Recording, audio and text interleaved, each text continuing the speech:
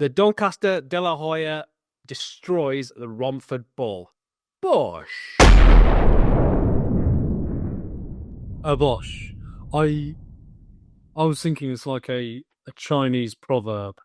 What happens when a white rhino clashes with a bull? Some fucking rhino smashes through it, doesn't it? Absolutely smashes through it. Which you were right about. Well, you know, before you get going, so I'll let you do your sort of thoughts on the fight first. Yeah. Because I didn't even watch it live, actually. No. But I had a wobble, I'm not going to lie, when I saw Dave Allen at the weigh-in and I saw his body. And all I'd heard all week, well, I just totally thought he had his number. I'm like, he's got his number. He's trained well. He knows he's on it for this one. And then I saw him with his top off. I thought, Fish is going to smash him, and he really is going to smash him. And maybe this is just like, maybe Dave Allen's just taken some cash to sort of step aside so they can keep the hype train going. So I nearly wobbled away from that one. Yeah. I mean, but the only thing I'd say to that is when have you ever seen Dave Allen at a weigh-in and not thought that? Yeah, I mean, it's 33, so it's probably 10 years ago, I would think. Exactly. He's, he doesn't, it's not an Adonis, but I think he said it afterwards. He's like the hardest fat man out there or something like that. There's a few fat men that are probably challenging on that one. I think Jarrell Miller will have a go. Well, do you know what? Well, maybe this is, I'm sure we'll talk about what next for Dave Allen, but maybe like a world boxing super series of the fattest hard men out there. Andy Ruiz. Yeah. Do you know, I'd like to, a name I was thinking of, sorry, this is really for the masses, Nathan Gorman. What's happened to Nathan Gorman? He was quite a hard fat man. He's like a mid-tier fat boy gatekeeper, isn't he? Yeah. But anyway, the fight itself. So we were talking about it last week. I thought Johnny Fisher would come out too fast, too good, learn his lesson. You were saying you thought that Dave Allen had his number and just he wouldn't be able to beat him. And I was watching it and doing as I like to do, kind of like scoring. I tell you what I need to do. I need to, because this was on what time was it, on 9 o'clock on a Saturday? But I'd had the FA Cup final. I'd had quite a Saturday of just casually drinking by the time the fight had come on. So I had to rewatch it on Sunday morning, be in real time, and as a kind of score rounds I was going across, thinking this is only going one way. Just on the first fight, I think get to the fifth round, and and Dave Allen just absolutely dismantled him. But when I rewatched it, it was right to the end of the third round, wasn't it? You kind of, many times you'll see a fighter get caught like that and hang on. But Dave Allen was, the way he was looking at him, given afterwards, the whole thing of, oh, he's my mate. He was as soon as the fight finished, but during the fight, it was nasty. It was brutal, wasn't it? It was knockouts go. In patches, if you edited Dave Allen down, he'd look absolutely phenomenal. He'd look phenomenal because some of the combos that he threw, particularly the combo that he threw for the finish, was outstanding work. It was just it was nasty, wasn't it? He was leaving nothing to chance, which, given what happened in the first fight, you can get. I mean, it's quite funny that that they are mates, and Dave Allen often says that he's Johnny Fisher's mate. But I've listened to all kinds of interviews with Dave Allen since that fight, and he says stuff like, "It's probably the easiest fight I've ever had, to be honest." Yeah. I mean, if we had a fight afterwards, whoever comes out on top, I can't imagine it would be complimentary to the other one. You just want to, if you're a mate, you'd want to be slating them, wouldn't you? So I think that's true. It would never end. It would never end. Professional respect doesn't really. It just sort of goes out the window if it's actually genuine mates. But I sort of feel for Johnny Fisher because were you ever on the Johnny Fisher hype train at any point? Not the hype train, and not because I could foresee that Dave Allen was going to have his number, because I said, but just, I'll be honest, I didn't really watch enough of him to get that excited by him. I I'd think think it. you need to be in London, don't you, really, to Yeah, sort of go on the exactly, train. exactly. But yeah, I don't dislike. Yeah, obviously a lot of interviews last week, and he comes across well, quite funny. Obviously, the video with the Mockney elite, which as a Mockney, endeared him further to me. So you put Tamer Hassan and Danny Dyer in a video, then it's only going one way for my people. Um, but but yeah, I think and there's a lot of talk about it afterwards of like what is his level? Is it just he's so popular because he sells tickets and he has as you say down south he has that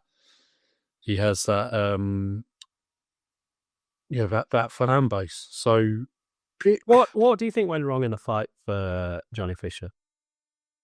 well, I guess he didn't learn from the first fight, really, did he? He came out, went the same way, and Dave Allen, as you said last week, had his number, and he just did it more conclusively this time. And I think Dave Allen, you know, good fighters,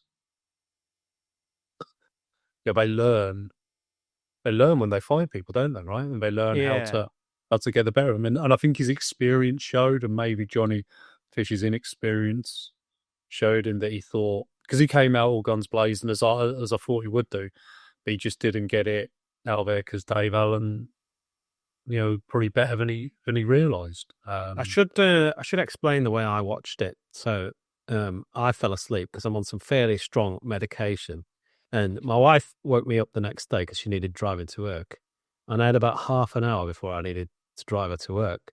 So I thought, oh, I'll stick the fight on. So I just stuck it on my phone. I just put Fisher Allen 2 into YouTube, hit the first one, and I started watching it. And I'm watching this fight thinking, this feels very similar to the first fight, this one. Fisher's taking the early rounds. Uh, and then I look in the audience, I'm like, it's not full either. It's a bit weird that it's not full. And there's a few Saudis in there. Anyway, I keep watching, didn't connect at all. And it gets to the fifth round. Obviously, I already knew the results. I knew there was a knock. I knew something happened in the fifth round. I knew it stopped there. And there's a bit of a sort of coming together. And then it appears to be some kind of break. And Dave Allen smashes him. And I'm like, that's exactly. Oh, and I was like, oh, God. I've just sat there and watched the first fight Yeah, again. well, I don't know why I didn't make the connection. Like the Saudis, not known for traveling to watch their boxing. yeah, he didn't look like the copper Bosh, did it? And no, it didn't. Honestly, I can only put it down to the medication. That's what I'm trying to get out of it. when when you messaged saying you're watching the first fight, I thought it was like, because it was very similar to the first fight. I could have been watching the first fight. I didn't actually realize until now you were literally watching the first fight. But then when I did watch the second fight, it was quite similar to the first fight. It I really mean, was. I think Johnny Just less Fisher, Saudis, less Saudis. yeah, Johnny Fisher's kind of come out and said maybe he shouldn't have boxed on the back foot. Um, Not to be too down on Johnny Fisher, but he's not a good boxer, is he? Like he hasn't got any kind of jab. He couldn't keep. Dave Allen was fighting like a Mexican, just sort of just walking through, just trying to get closer, trying to close that gap between the height difference. And Johnny Fisher had nothing to stop him. I mean, the No, only times I saw him put a bit of distance between the two was when he threw 3 or 4 punches, and he can't do that every single interaction that they have. I don't know. I think Dave Allen sort of wins that fight 10 times out of 10. I don't see how he loses that fight.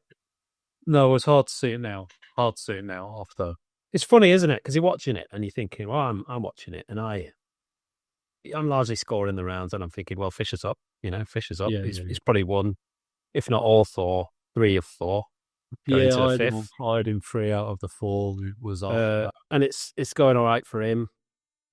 But you kind of knew, like after Allen knocked him out, you kind of knew that Allen didn't care. He did not care one bit that he No, wasn't winning those rounds. again, when I watched it back the following day,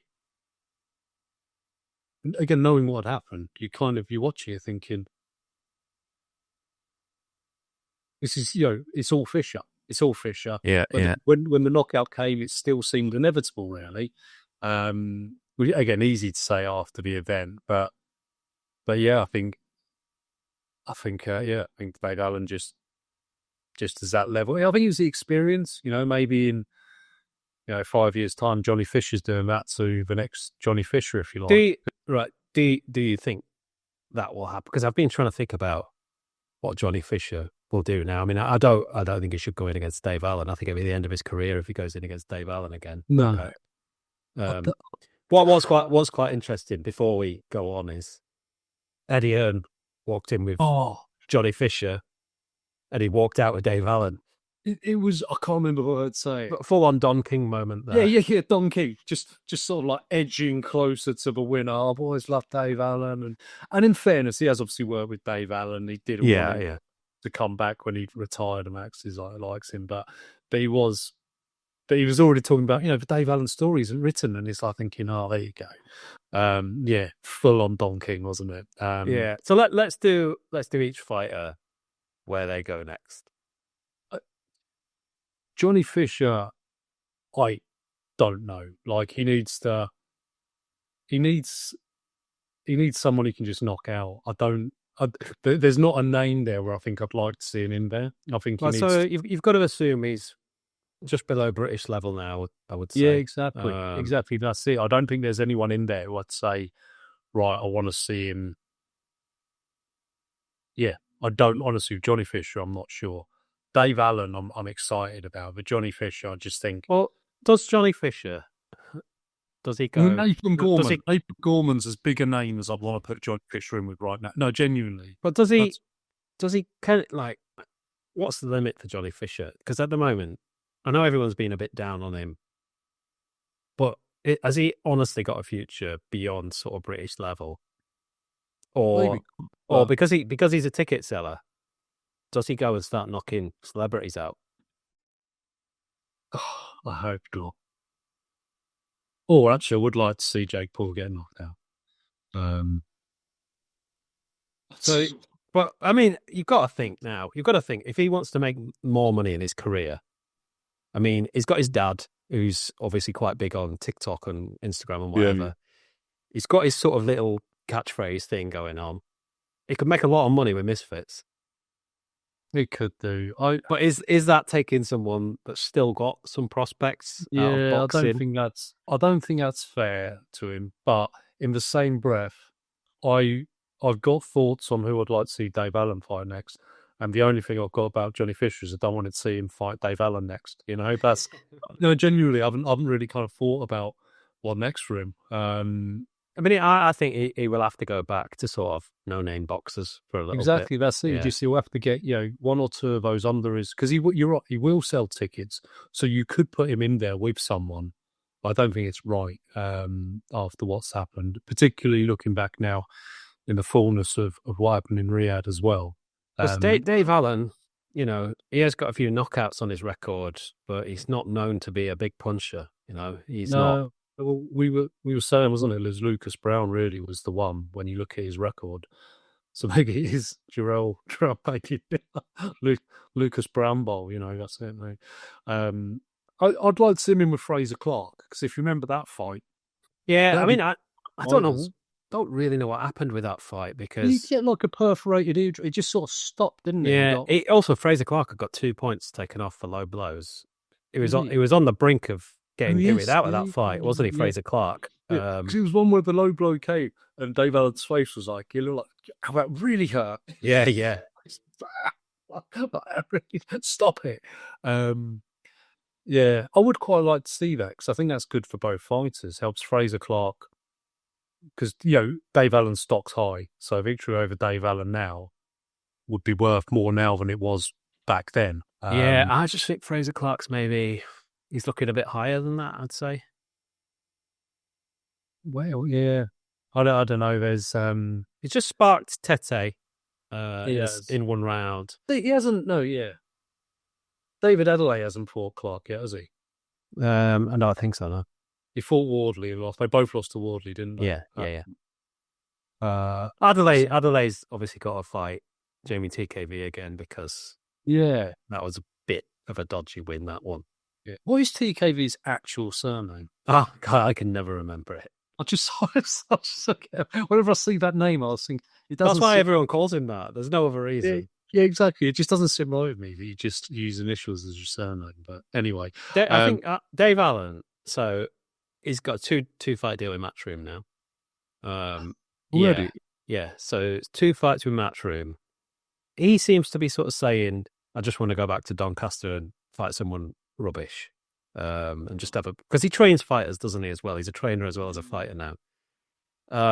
But Eddie's not going to let him go and fight a bum. That's not going to happen if he's got a 2 fight deal. He's going to want to sell some tickets. yeah. I mean, what's the ambition in Doncaster? Not just generally, but like, is it to have an arena? Would it be a stadium? Like, they do have a stadium. Like, they do have a stadium, We've got to don't they? keep most Keep stadiums of mode. Yeah, football. Yeah. yeah, The thing with Dave Allen is his whole career is stepped up and fought people better than him and been beaten every single time. yeah. And he's fought Luis Ortiz. He's fought Fraser Clark. Who else has beaten? He's been beaten, what, 7 times? Who else has beaten Dave Allen? None are springing to mind right now. But every time he sort of steps up a level, he loses. Who's the guy that had a load of hype around him? Uh, Oh, Olympian guy. Tony um, Yoka. Tony Yoka's Tony beaten him. Yoka. Yeah, Yeah, give him a whipping. David Price it's not beat him David as well. Price. David Yeah. Price. Yeah, David yeah, Price beat him really badly as well. Really beat him yeah. badly. That's when David Price was sort of making a bit of a comeback before Povetkin nearly killed him, right? Yeah. Is that win being scrubbed from the records because of Povetkin's got caught doping, didn't he? So all Oh, I his don't know. I all mean, his you can scrub it from the records, but yeah. it's there. It's there. God, God, we all saw what we saw. And that, yeah. Oh Christ alive. You need to find someone sort of fringe, not fringe world level, sort of a couple of fights off world level for Dave Allen. I think.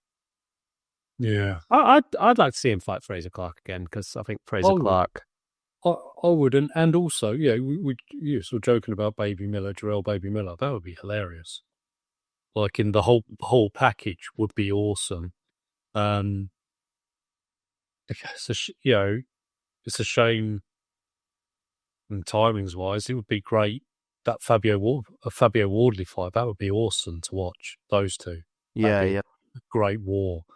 Um, so yeah, I mean, there's fights out there, but it's quite interesting because it's not like I was going to say like do a clickbait. He's like Dave Allen fights his way into contention for a world title fight, but he's kind of he's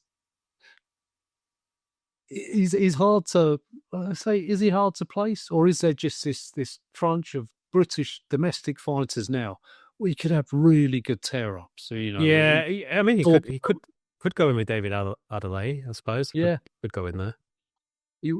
there'd be just that would be a good fight. It's weird, like with David Owen, like because I don't know, he's so. Whenever he was on a card, like he just show up on undercards only for years, and he was just always good value. A bit like is it from Sam Egginton, from Birmingham. Whenever he's on a card, you always know it's generally going to be good value. It's like watching like kind of like Chisora and White and people like Well, that.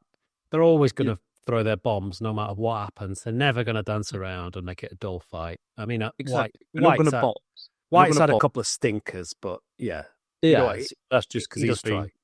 Yeah, that's because he's been shit rather than him. He's never tried to, you know, do a Mayweather or whatever, has he? Well, Or I mean, you could potentially did Dillian White beat him as well, so he's already fought Dillian White as well. Everyone's already fought Dillian White. This Yeah, is he's pretty fought Chisora as well, hasn't he? no, I don't think he's fought Chisora. Did he not? They could stick him in with White because nobody knows how good White is anymore.